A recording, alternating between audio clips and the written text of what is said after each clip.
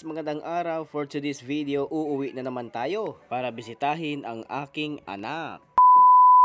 Sa puntong ito guys, pumunta muna kami sa palengke upang bumili ng isda, karne, upang may dala kami gas at ulamin mamaya. Bumili na din kami ng bigas guys, grabe ang mahal na ng kilo.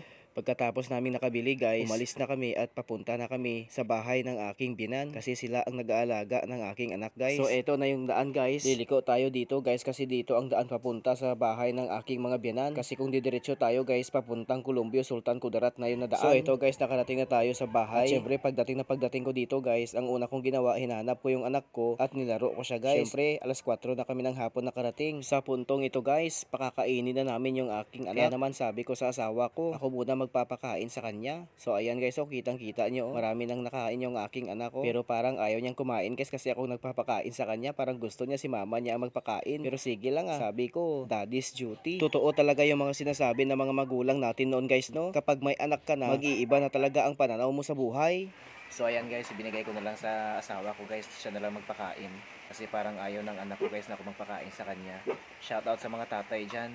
Habang wala pa kayong anak, lubos-lubosin nyo nang mag-enjoy kasi kapag may anak na kayo, nako, baka hindi na kayo makabili ng brief guys. Totoo talaga yung sinasabi nila na kapag may anak ka na, hindi ka na makabili ng brief. Parang nararanasan ko na rin yan guys. Halos hindi na nga ako makapalood sa cellphone ko guys. Diba? Amo na ang akon nga bata guys. Si Megan, ina siya.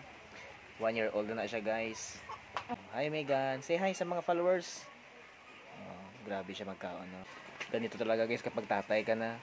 Kaya sa mga binata dyan, huwag kayong basta-basta papasok sa ganitong sitwasyon kung hindi kayo handa. Mag-enjoy kayo guys. Kasi kapag may anak na kayo, totoo talaga yung sinasabi ng mga nanay nyo. Hindi talaga kayo makabili ng brief nyo.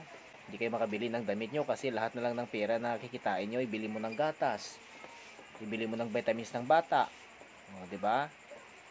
Kaya sa mga binata dyan, sa mga pinapaaral ng kanilang mga magulang, kung pinapaaral kayo ng mabuti, mag-aaral kayo habang malalakas pa sila.